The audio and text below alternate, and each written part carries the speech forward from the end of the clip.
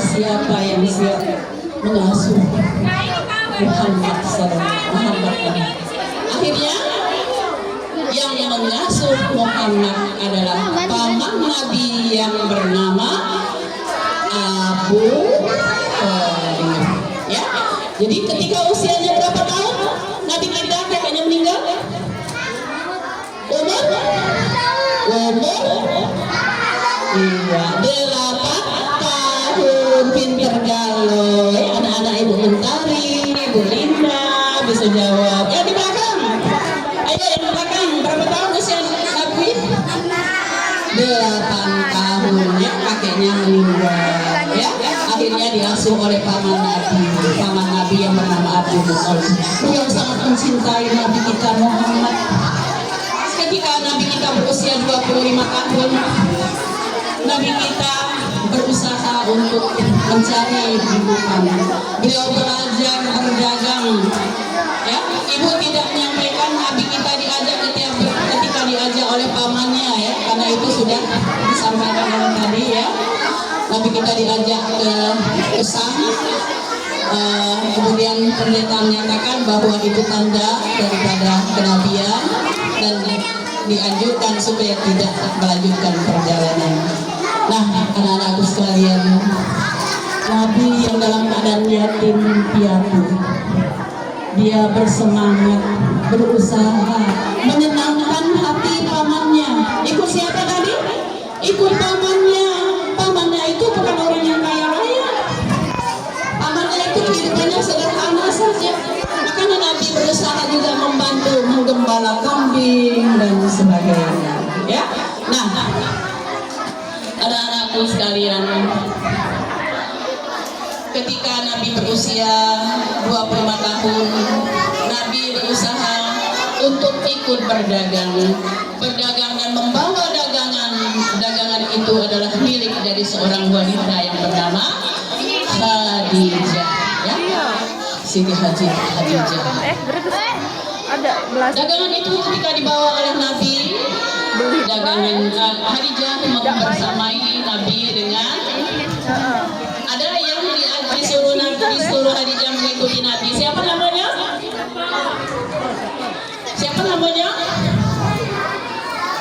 Nggak tahu, ya.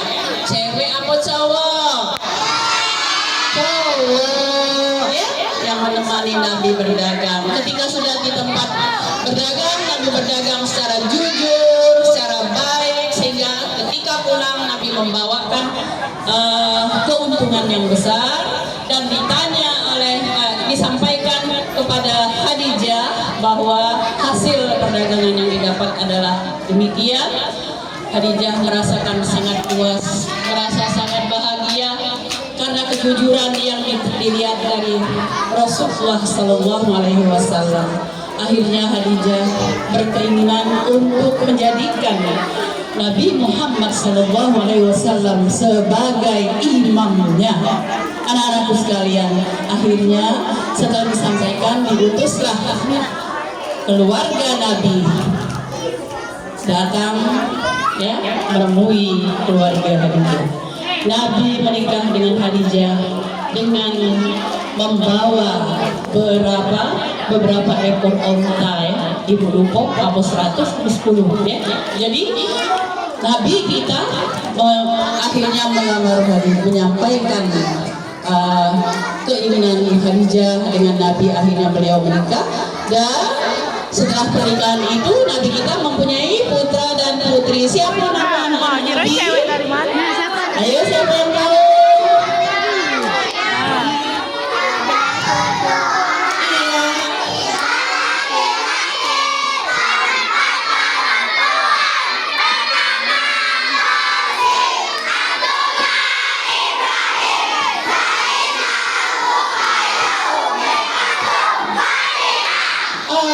Alhamdulillah, anak-anakku semua sudah kenal, ya, dengan keluarga Rasulullah, ya.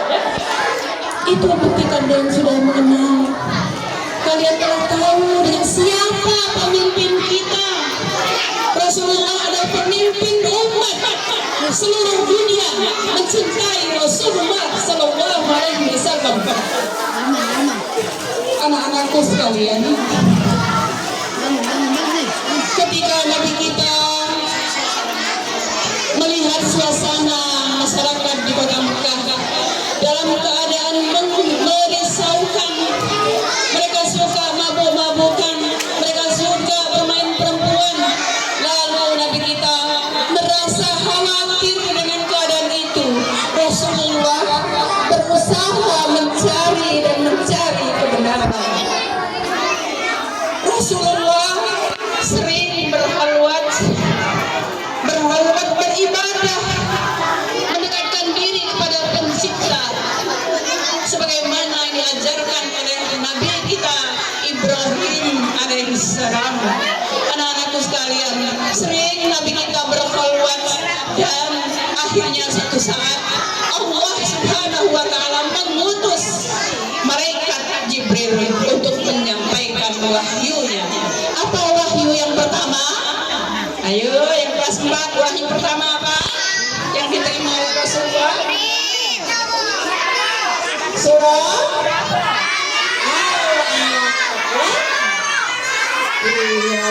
satu sampai coba kalian nafaskan. 1, 2, 3.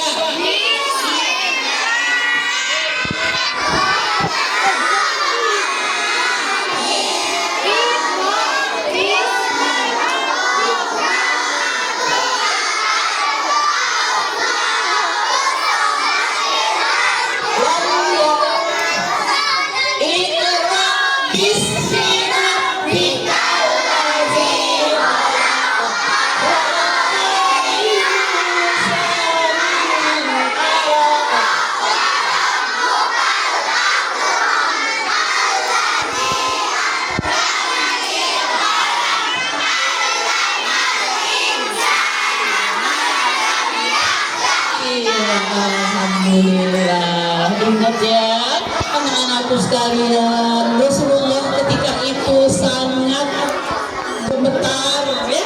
Kenapa?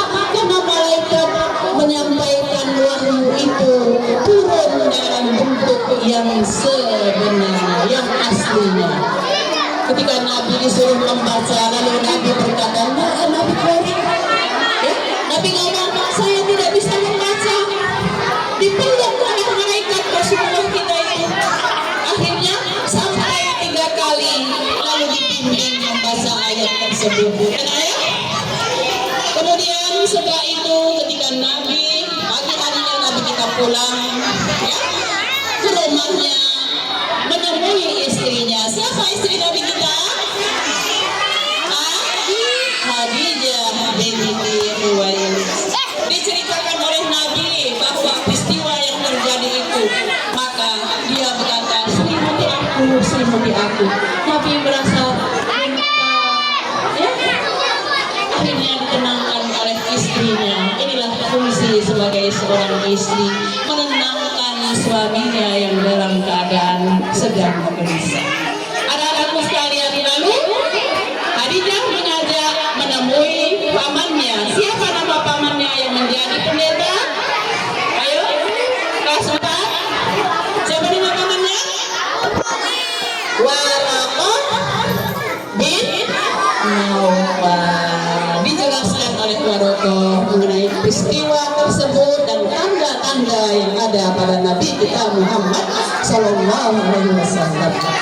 Barulah menyadari bahwa Allah sudah mengutus Nabi kita Muhammad sebagai Rasulnya, sebagai hamba Allah yang dicintai oleh Allah, hamba Allah yang diperintahkan untuk mengembalikan hamba-hamba Allah supaya kembali menyembah kepada Allah Subhanahu wa taala. Anak-anakku sekalian, setelah beberapa kali turun wahyu, terusnya menyuruh Nabi berdakwah secara sembunyi kemudian terang-terangan, dan banyak sekali tantangan yang dihadapi oleh Nabi. Tidak mudah Islam itu sampai ke negeri kita ini. Banyak tantangan yang dihadapi oleh Rasulullah SAW. Mungkin banyak yang masih ingat ya. Nah, anak-anakku sekalian, dari peristiwa itu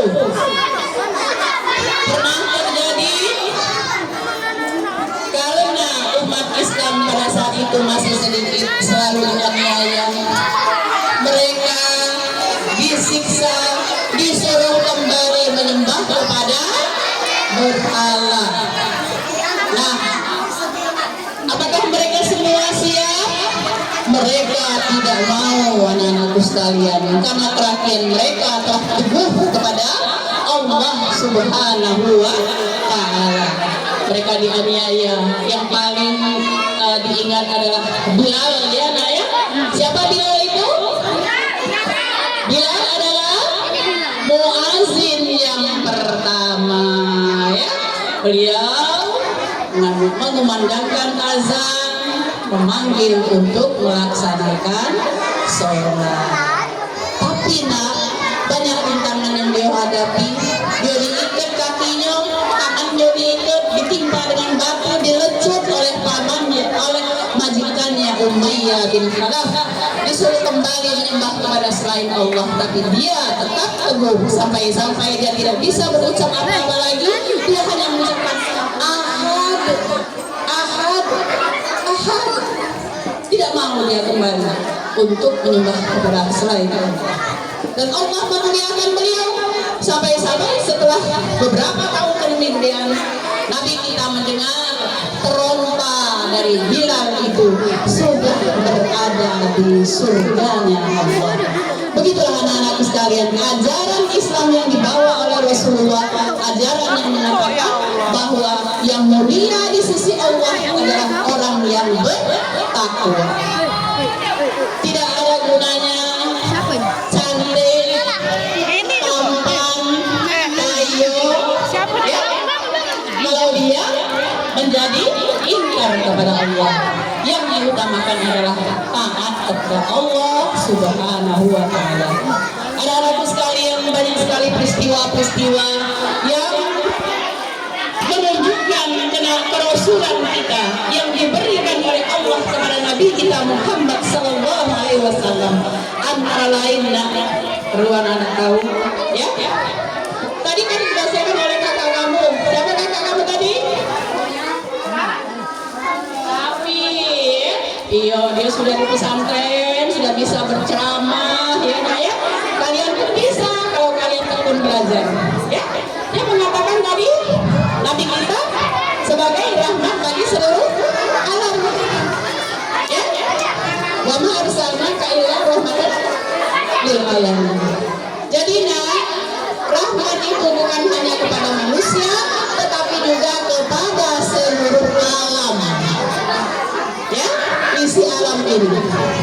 Nah, sebagai contoh, dengar ya. Halo,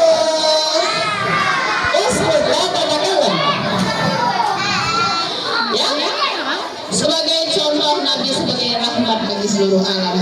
Ketika berada di kota Madinah, di Masjid Nabawi, Nabi kita sering berkhutbah. Ketika Nabi kita khutbah, beliau berkhutbah di atas sebuah pohon yang sudah mati, pohon kurma. Dia berada di situ dan kemudian menyampaikan ajaran-ajaran Islam. Karena sudah semakin banyak, lalu di antara sahabat ada yang membuat podium dari kayu. Lalu Nabi kita berpidato, berceramahnya itu tidak lagi di pohon tersebut, ya. Nabi kita di podium. Lalu anak-anak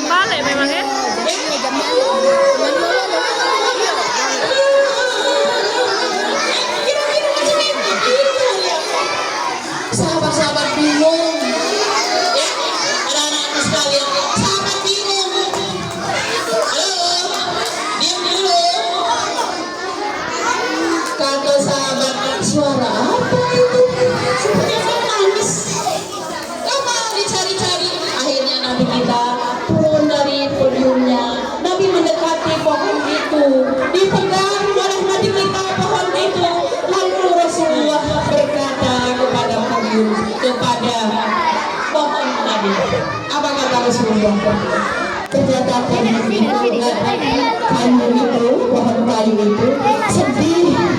Kenapa? Karena selama itu dia mendapat rahmat dari Nabi kita Muhammad Sallallahu Alaihi Wasallam. Ketika Nabi kita berkhutbah, ya, lalu Nabi kita berkata, wahai pohon kurma, halo, apakah engkau mau saya kembalikan lagi ke tempatnya? Ataukah engkau akan ditanamkan di surga-Nya Allah? Jadi Nabi kita memilih pohon itu memilih. Apakah tetap menyuruh Nabi kita berdakwah berkhutbah di situ? Karena dia dikatakan tumbuh di surga, lalu akhirnya pohon itu diam, tidak lagi menangis, ya, tidak lagi nangis. Kata Rasulullah, andaikan Rasulullah tidak membujuknya, maka dia akan terus menangis, bahkan sampai saat ini pun dia bisa menangis. Tapi alhamdulillah berkat rahmat dari Nabi kita Muhammad, syafaat dari Nabi kita Muhammad, semuanya itu menjadi tenang kembali. Itulah yang diterima oleh rahmat bagi seluruh alam. Nah, anak-anakku sekalian, ada tantangan yang diterima oleh Nabi. Banyak sekali tantangan, terutama dari kaum kafir Quraisy. Kaum kafir menantang Nabi. Di awal-awal kan Nabi ditantang oleh pamannya sendiri. Siapa pamannya? Kata pamannya, ya Muhammad, kau memanggilku, mengundang kami untuk mendengar ini. Kalau demikian, ayo semuanya, mari kita pulang. Tapi anak-anakku sekalian, dengan sikap yang demikian, Nabi kita tetap bersemangat karena yakin bahwa apa yang dia bawa adalah untuk keselamatan bagi umat manusia. Ya, anak-anakku sekalian, ada seorang raja, ya Pak ya, ada seorang raja. Pengen dengar ceritanya nak? Pengen dengar ceritanya nak? Kalau nak dengar, diam dulu. Ya, tantangan dari seorang raja. Raja itu salah satu raja dari negeri Syam. Pada saat itu masa jahiliyah, dia ingin menguji kenabian kita. Abu Jahal mengundang kehadirannya ke kota Mekah, mengundang raja tersebut. Dia mengatakan ada sesuatu hajat yang sangat penting. Lalu akhirnya raja itu datang ke kota Mekah, menemui Abu Jahal, berkata, apa yang akan saya lakukan? Abu Jahal menyambut kehadiran raja itu dengan penuh kegembiraan. Banyak hadiah yang diberikan, ya.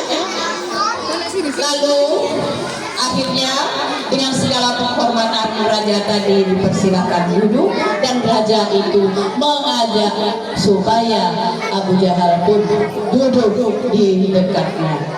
Lalu dia berkata kepada raja, Abu Jahal mengatakan bahwa raja menanyakan tentang Muhammad.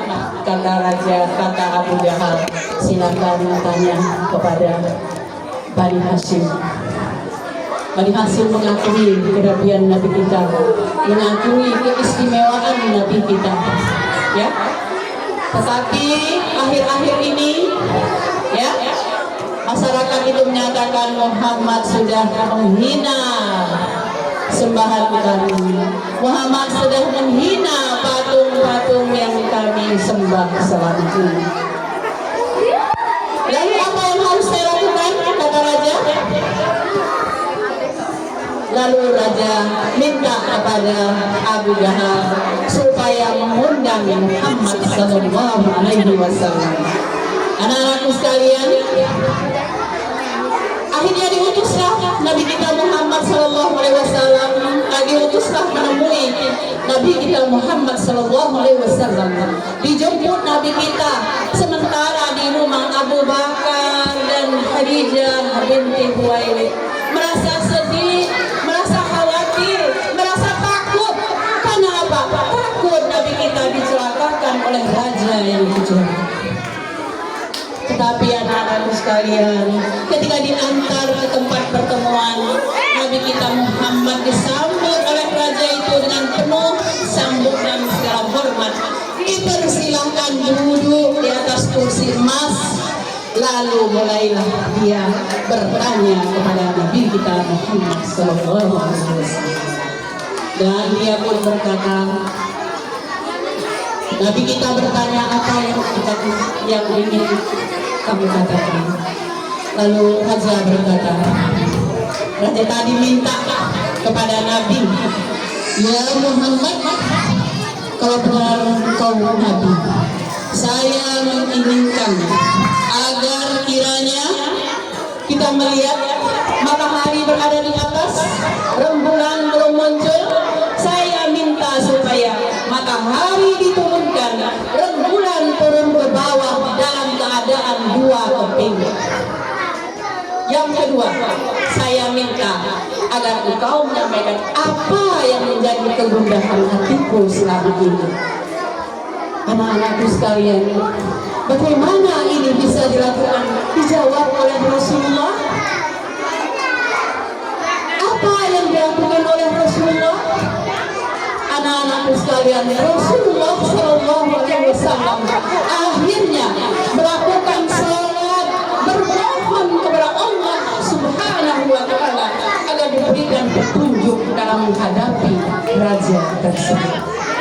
Rasulullah sholat saat itu di sebuah tempat yang namanya Jabal Kubis, ya. Setelah Rasulullah sholat, lalu Rasulullah turun kembali menemui sang raja. Lalu Nabi kita berkata, apa yang akan kau lakukan seandainya saya sudah menunjukkan bukti-bukti tersebut? Apakah engkau bersedia untuk menerima ajaran Islam? Apakah engkau bersedia beriman? Iya, jawab raja. Ya. Nah, anak-anakku sekalian, lalu Rasulullah SAW dengan pertolongan Allah mengutus malaikat. Matahari yang pada saat itu sedang terang benderang, kemudian berganti dengan bulan. Bulan akhirnya turun ke bumi, terbelah menjadi dua sesuai permintaan sang raja. Bulan tadi masuk ke sarung Nabi, keluar dari lengan Nabi sebelah kiri, dan satu lagi keluar dari sebelah kanan.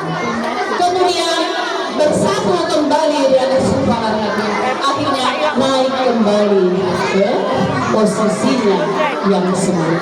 Itulah anak-anak sekalian, ya, bulan berbelah dari peristiwa tersebut. Bulan kembali tenggelam dan matahari muncul kembali. Inilah, ya, kekuasaan Allah menunjukkan mukjizat Nabi kita Muhammad Sallallahu Alaihi Wasallam. Apakah raja tadi bersedia beriman? Kata raja tadi, ya. Setelah yang satu lagi, apa yang bisa engkau jelaskan tentang kegundahanku? Lalu jawab Rasulullah, karena Rasulullah bisa menjawab itu atas hidayah dari Allah Subhanahu wa Ta'ala. Bukti rasa Rasulullah adalah kekasih Allah. Lalu Rasulullah berkata, kegelisahanmu, engkau mempunyai seorang anak perempuan yang mengalami kecelakaan, di mana kaki dan tangannya telah putus, matanya sudah buta. Sekarang kau akan melihat anakmu akan sembuh seperti semula atas izin Allah Subhanahu wa Ta'ala. Anak-anakku sekalian, itulah yang terjadi, mukjizat yang diberikan Allah kepada Nabi kita Muhammad Sallallahu Alaihi Wasallam. Akhirnya raja tersebut mengucapkan, asyhadu an la ilaha illallah wa asyhadu anna Muhammadar Rasulullah. Jadi raja beriman, mengakui tidak ada Tuhan selain Allah dan Nabi Muhammad itu utusan Allah. Ketika dia kembali pulang ke rumahnya, dia menemui anaknya yang putri itu, tiba-tiba dia melihat sudah dalam keadaan sempurna. Wahai anakku, apa yang terjadi denganmu? Anaknya berkata, wahai ayahku, saya ketika saya sedang tidur, ada seorang laki-laki dalam mimpi saya telah datang dan memberikan ajaran kepada saya untuk membaca asyhadu an la ilaha illallah wa asyhadu anna muhammadar rasulullah, dan mengabarkan bahwa ayahandamu sudah beragama Islam. Nah, anak-anakku sekalian, itulah keistimewaan Nabi kita Muhammad sallallahu alaihi wasallam. Siapa tadi raja dari mana tadi? Raja dari negeri Syam, ya. Akhirnya beliau menerima ajaran Islam. Masih ada waktu, Musara, masih ada waktu, masih ya. Baik, kita lanjut. Satu lagi, ya. Banyak peristiwa yang terjadi. Pohon tadi sudah, Nabi kita memberikan bulan berbelah sudah, dan hal-hal yang lain yang bisa kalian pelajari lagi nanti di kelas 4-nya. Anak-anakku sekalian, Rasulullah itu sangat mencintai umatnya, ya. Ketika setelah terjadi Fathul Mekah, Nabi kita melaksanakan ibadah haji yang disebut dengan haji wada. Nabi menerima wahyu yang terakhir yang berbunyi, al-yawma akmaltu lakum dinakum wa atmamtu alaikum ni'mati wa raditu lakumul Islam dinan. Anak-anakku sekalian, banyak yang bersedih, ada yang gembira dan sedih. Nah, ternyata ayat itu bertanda bahwa Rasulullah sudah mendekati ajalnya. Ketika Rasulullah hampir mendekati ajalnya jemput, maka Rasulullah mempersilahkan malaikat untuk menjemputnya. Malaikat apa yang mencabut nyawa? Israel. Tapi Nabi minta supaya malaikat Jibril pun hadir, ya, memberitahukan bagaimana kondisi umatnya. Dalam akhir ayat Nabi kita bertanya, wahai Jibril, bagaimana keadaan umatku nantinya? Setelah dikatakan oleh Jibril, Nabi disambut oleh para malaikat dan penghuni surga. Nabi kita menanyakan bagaimana keadaan umatku. Lalu Nabi dijawab oleh malaikat, umatku akan masuk terlebih dahulu ke surga sebelum umat yang lainnya. Anak-anakku sekalian, halo, mau masuk surga? Teladani yang dilakukan oleh Rasulullah. Kalian sudah belajar kan? Nabi itu bersifat siddiq, amanah, adil, berkenan. Nabi tidak melawan orang tua. Nabi melaksanakan sholat. Nah, anak-anakku sekalian, ketika di akhir ayat Nabi berkata, ummati, sholat. Ini yang diingatkan oleh Nabi. Jangan tidak sholat, karena sholat adalah kunci untuk kita masuk ke dalam surga. Apakah kalian cinta kepada Rasulullah? Cinta dengan Rasulullah? Ayo kita salawat dulu.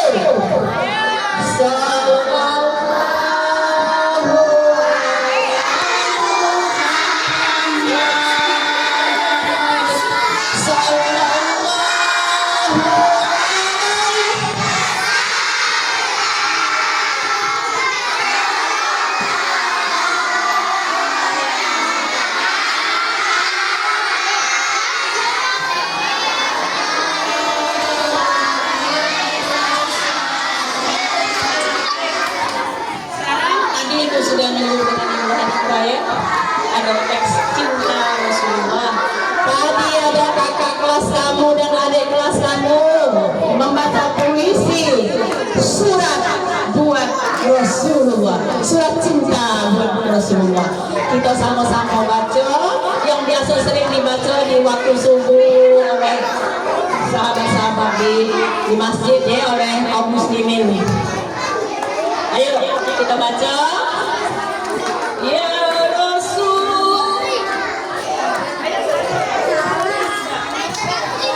ya Rasulullah, assalamu alaikum ya Rafi'al samari wad daraji awwala ya dirul alami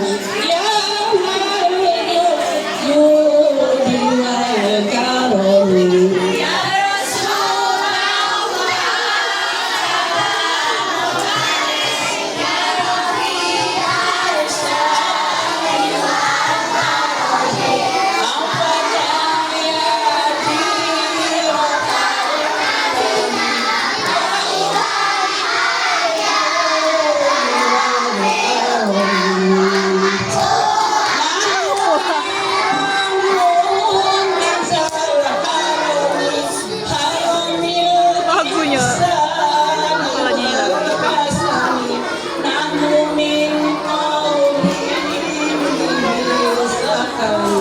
Lagunya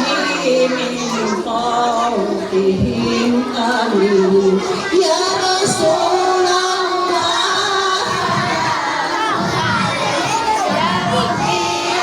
al-syari wad-daraji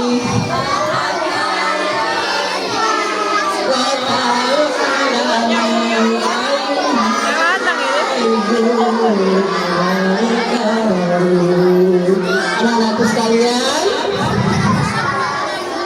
begitu cintanya Rasulullah kepada umatnya sampai dia belum masuk ke dalam surganya sebelum beliau melihat umatnya berada di dalam surga.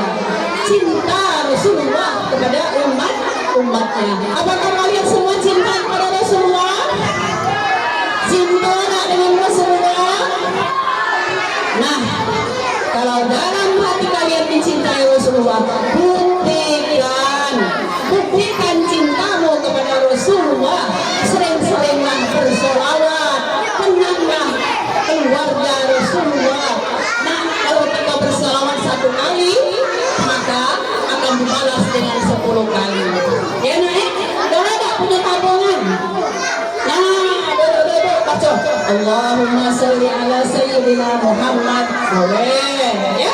Nah, jadi nyanyi apa? Tiga dulu boleh. Allahumma salli salatan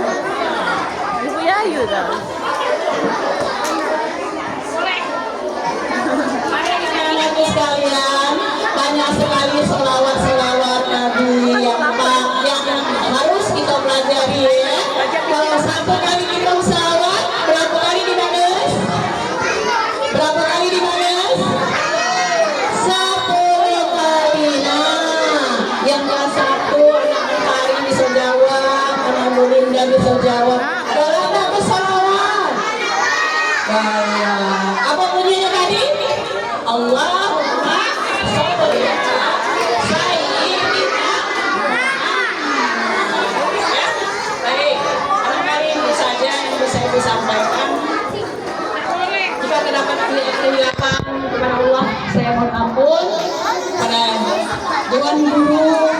anak-anakku sekalian mengucapkan mohon maaf sesuai dengan billahi taufik wal hidayah.